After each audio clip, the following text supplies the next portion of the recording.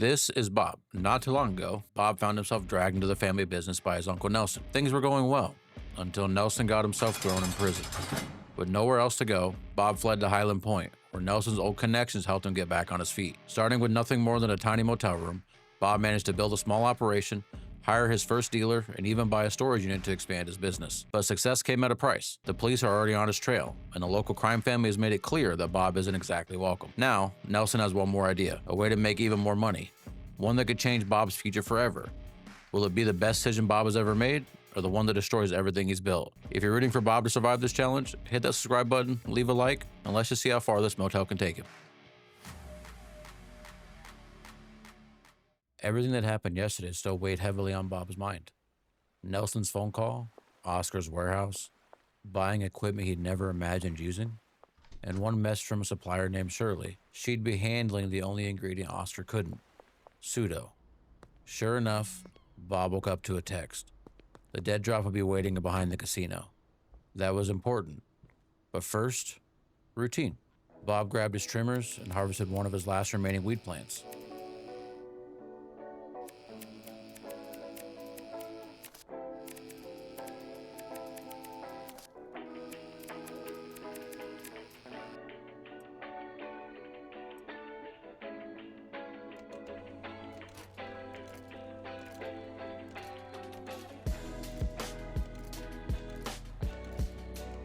After bagging everything up, he stopped by Benji's room to make sure his dealer had enough product to keep business moving.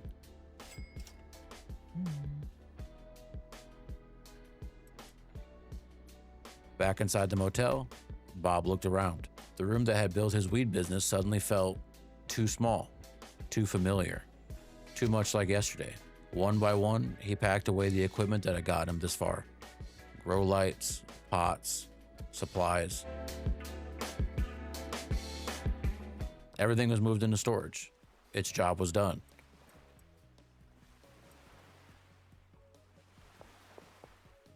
Then came the moment Bob had been avoiding. He unpacked the chemistry stations, the lab ovens, the equipment that officially marked the beginning of something new.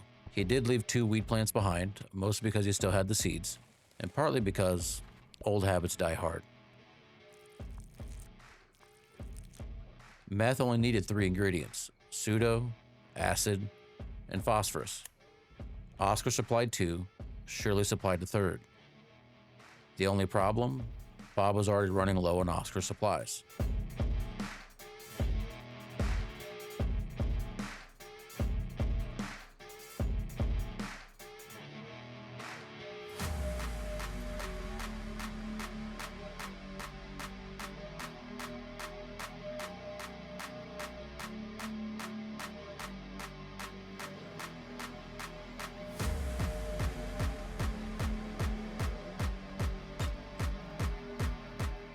That evening, Bob headed towards Oscar's warehouse. He didn't make it very far. A police officer spotted him breaking curfew. Bob did what he does best. He ran. After weaving through town, Bob found what looked like an empty apartment above Mrs. Ming's Chinese restaurant. Perfect. Or at least, it would have been if the door wasn't locked. Instead, Bob climbed onto the rooftop next door and waited. Moments later, the police forced their way into the apartment anyway. Wrong apartment, wrong place, wrong time. Bob saw an opportunity. A couple of well-placed shots ended the chase before it could begin. After making sure the coast was clear, he helped himself to the officer's extra ammunition. Waste not, want not. With the excitement finally behind him, Bob made it to Oscar's warehouse.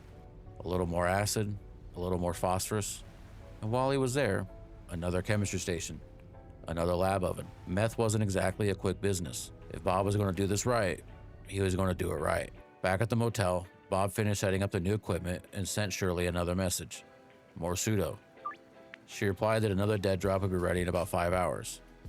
Until then, there wasn't much left to do besides cook, so Bob spent the rest of the night making his very first batches of meth.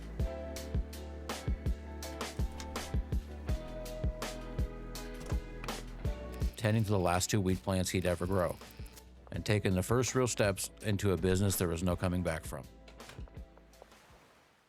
Bob's second day in the meth business started much like every day before it. A quick stop at Dan's for more bags, a few extra shells for storage, then back to work. Making meth wasn't nearly as simple as growing weed. Every batch meant carefully mixing ingredients, cooking them, cooling them, bagging them, then starting all over again. It was slower, more complicated, but if Nelson was right, it would be worth it.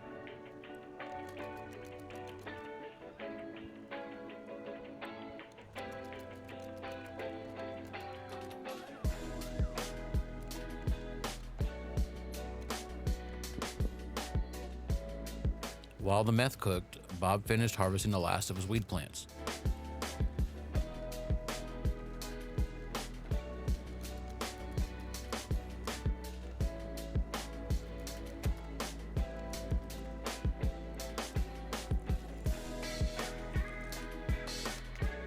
The final bags were handed off to Benji.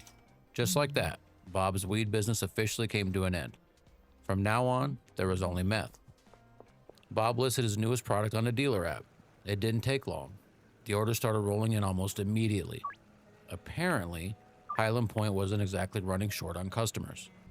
As evening approached, Bob stopped by Oscar's warehouse for another supply run. While he was there, he asked Oscar about the locked sewer entrances scattered around town.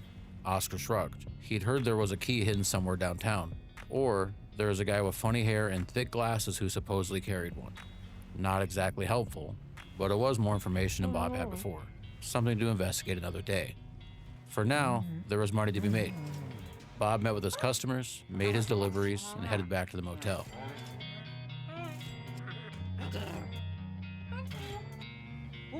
Before getting back to work, he harvested the last 2 weed plants he'd ever grow.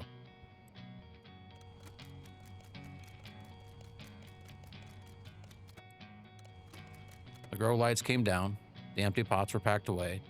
That chapter of Bob's story was finally over. Later that night, Bob made one last trip toward the storage unit. That's when he noticed a police officer standing between him and the entrance. Rather than take his chances, Bob went the long way around. Unfortunately, the officer noticed him anyway. The chase spilled into downtown, past the casino, through side streets. Eventually, Bob managed to lose the officer. Or so he thought. As soon as he circled back toward the storage unit, another officer spotted him. Bob took off again, up the parking garage, across the upper levels, and through the back entrance of the storage facility. The police weren't far behind. Cornered with nowhere left to run, Bob made a decision. He drew his gun, the shooting didn't last long. 2 officers went down, then silence. Bob reached for the spare ammunition, only to realize he'd run out of time. More officers arrived. This time, there was no escaping. Bob was arrested and hit with a long list of charges. Curfew violations, assault with a deadly weapon, evading arrest. The total fine came to $375. Expensive, but considering the alternative, Bob figured he got off pretty easy. After being released, Bob did what he'd become strangely good at. He went right back to work.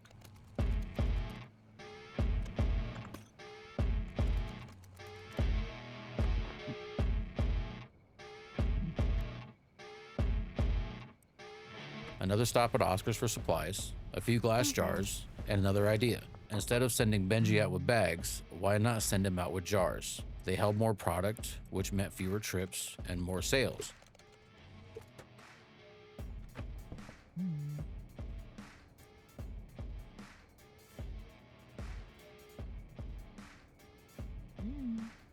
The rest of the night was spent exactly where Bob seemed to spend most of his time these days, standing over chemistry stations, waiting for another batch to finish. The money was getting better. The operation was getting bigger. And somehow, despite police chases, arrests, and shootouts, business had never been better.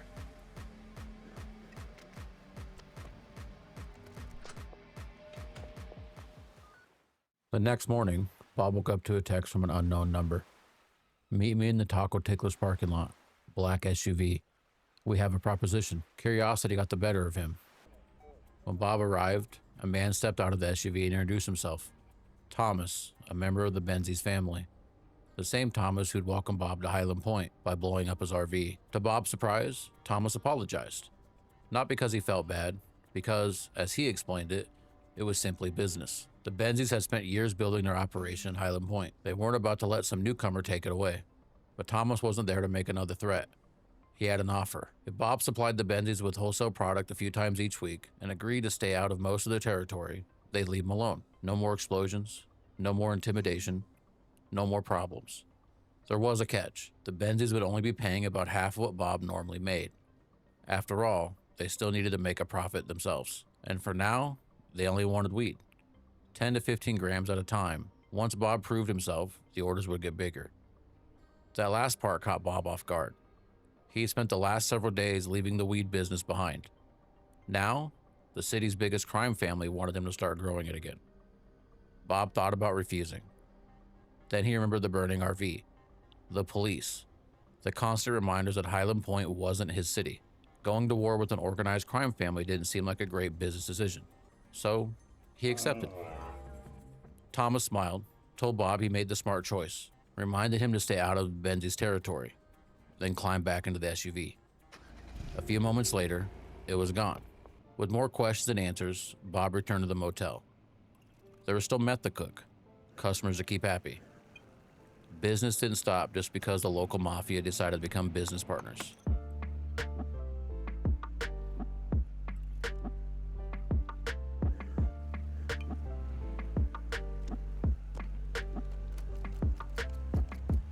After finishing the morning's batches, Bob headed to the storage unit. He grabbed another pot, a sprinkler, then stopped by Dan's for fresh soil. The plan had changed. Weed was back, whether Bob wanted it or not. The rest of the day slipped by in a blur, mixing chemicals, bagging product, trying not to think about the deal he just made. That evening, Bob decided he needed to clear his head. Oscar had mentioned a sewer key hidden somewhere downtown. Maybe a walk would help him find it, or at least give him something else to think about. After hours of searching, he came up empty-handed. Back at the motel, Bob gathered the night's deliveries, prepared for another round of customers. Then, his phone buzzed. Thomas, the first Benzies ordered, had arrived. 30 grams of sour diesel, 3 days to deliver it. The payment, $780. And one final reminder, don't be late. Bob stared at the message for a long moment. This wasn't a partnership, it was an obligation. With a heavy sigh, he slipped the phone back into his pocket and finished making his usual deliveries.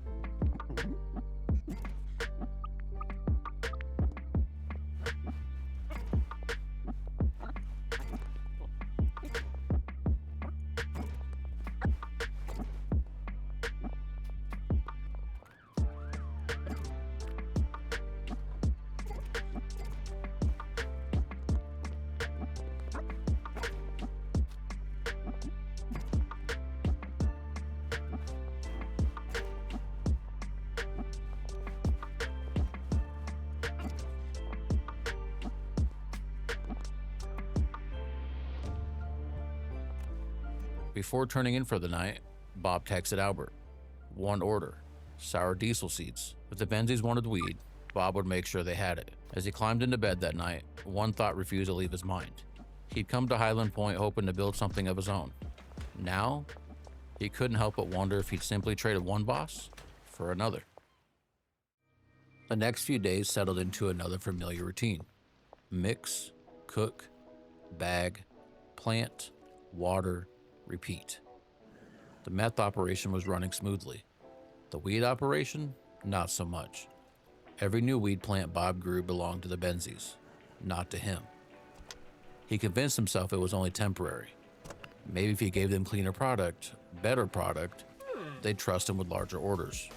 Or maybe he was just trying to justify working for them at all.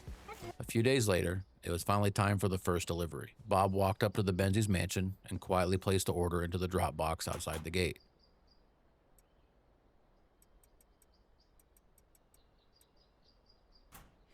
Moments later, a bundle of cash came flying back over the fence. Exactly what Thomas promised. Not a dollar more. Business was business. Bob spent the rest of the day thinking, was this really what he'd escaped to Hyland Point for? To build someone else's empire? That evening, Bob decided he needed a distraction, so he stopped by the casino. A few spins became a few hours. Then, against all odds, the machine lit up. Jackpot. $10,000. Apparently crime wasn't the only thing Bob was good at. Still riding his lucky streak, Bob noticed something lying near the back of a nearby building. A key, just sitting there. Oscar had mentioned a sewer key. Surely, it couldn't be this easy. A few minutes later, Bob found himself standing in front of one of the locked sewer gates.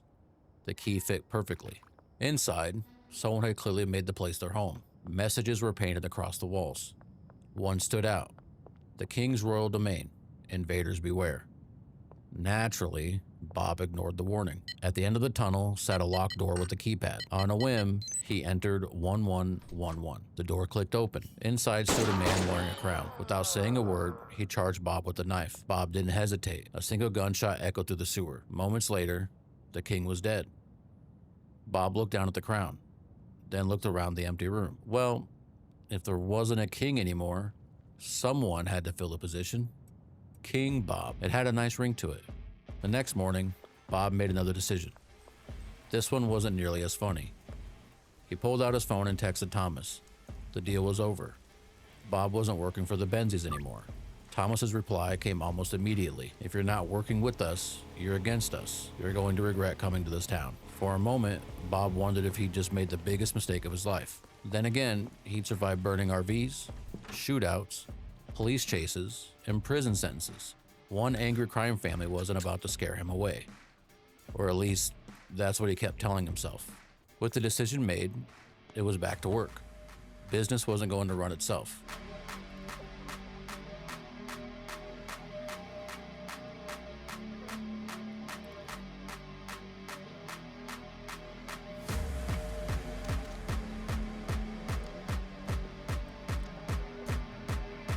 Later that evening, Bob stopped by the gas station and bought every can of spray paint they had. The graffiti he'd seen beneath the city had given him an idea. If someone else could leave their mark on Hyland Point, why couldn't he? Bob found the first blank wall he could, a green smiley face, red X's stitched across the mouth. Simple, but memorable. His first signature. As Bob admired his work, he heard footsteps behind him. Jessie. Normally, she placed orders through the app. Apparently, this one couldn't wait. Bob offered her the usual amount. Only this time, without the app, the price was higher. Jessie didn't like that. She pulled a knife. Bob pulled a gun. The argument ended almost as quickly as it started.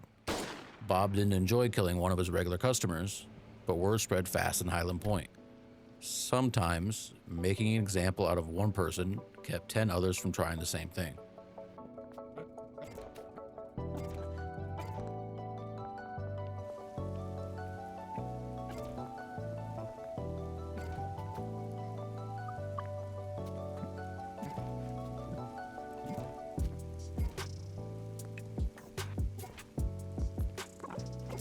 With business finished for the night, Bob wandered through the city, leaving a few more smiley faces behind before finally heading home. Little by little, Hyland Point was starting to look less like the Benzie city and a little more like Bob's. The next day was pretty uneventful. Bob spent the day doing what he'd gotten really good at, working.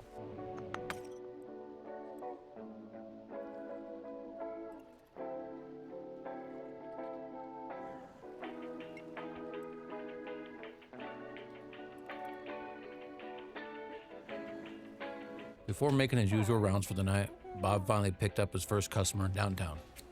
Her name was Elizabeth.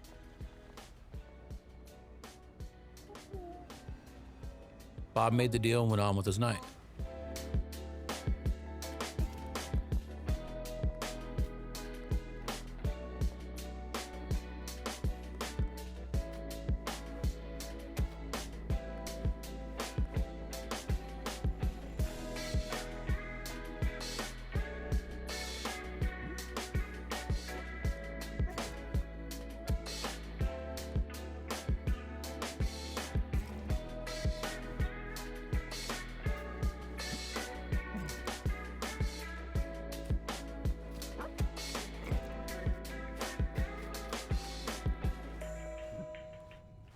The following afternoon, Elizabeth reached out.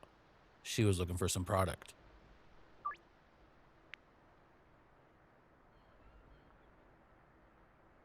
Bob stopped what he was doing and went to meet her.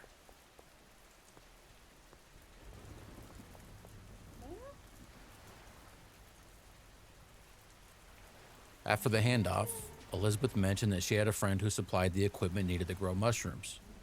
Bob was intrigued. He told her to pass along his number. A few minutes later, Bob received a text from a man named Fungal Phil. Bob wasn't sure what kind of name Fungal Phil was, but considering the business he was in, it seemed pretty fitting. He'd reach out to Phil eventually. Later that evening, Bob was exhausted. He decided to skip his usual appointments and spend the night producing as much product as possible. Unfortunately, being tired didn't exactly help him think clearly. Instead of taking his usual route out of the motel, Bob turned right. It was already past curfew. He knew he needed to be careful, so naturally, he walked straight down the main road like it was the middle of the afternoon. And sure enough, a police officer spotted him. The chase was on.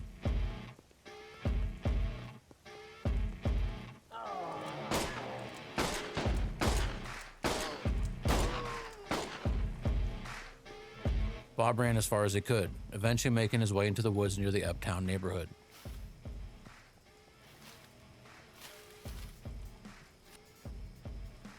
After waiting around long enough to make sure he wasn't being followed, Bob decided it was better not to take any chances.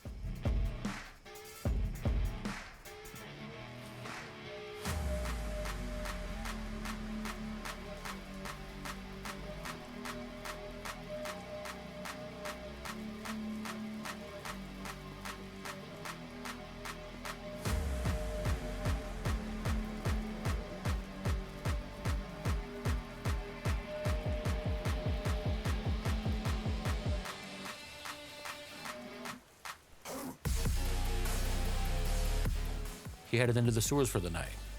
He remembered the old king had a bed down there. It wasn't exactly 5-star accommodations, but at this point, Bob wasn't complaining.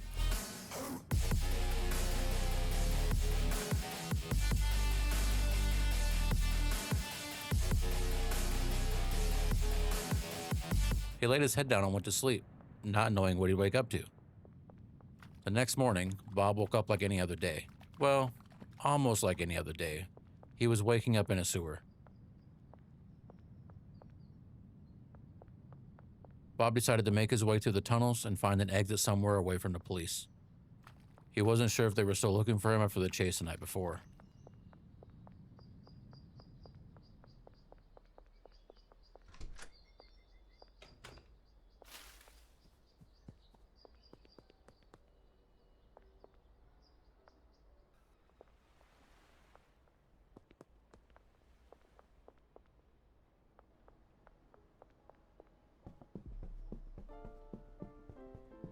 Luckily, he managed to make it back to the motel without being spotted, but something felt wrong. It took Bob a moment to figure out what it was. The motel room was empty, completely empty. All of his equipment, gone. All of his product, gone. Everything he'd spent weeks building, gone.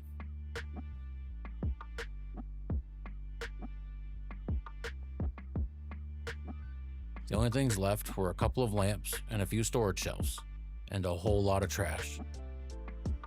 Bob could only come to one conclusion. The police had been investigating him for some time, and the chase the night before had finally given them the excuse they needed. The motel had been raided.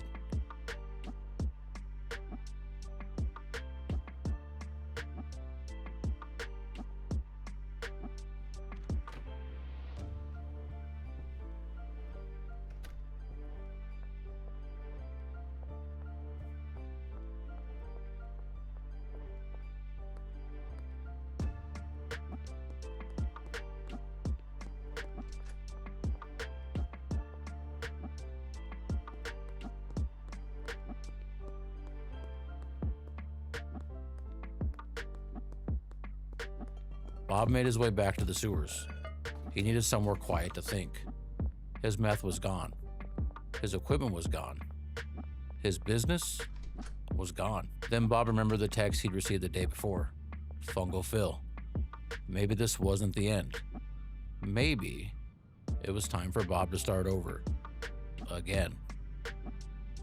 Bob spent the rest of the day sitting in the sewer, thinking about what he was going to do next. He had built a weed operation from a motel room. He had turned that into a meth operation. And now, he had nothing, except a sewer. Bob eventually laid his head down to sleep, and one question kept running through his mind. If Bob could build a weed and meth empire from a motel room, could he do the same thing with mushrooms from a sewer?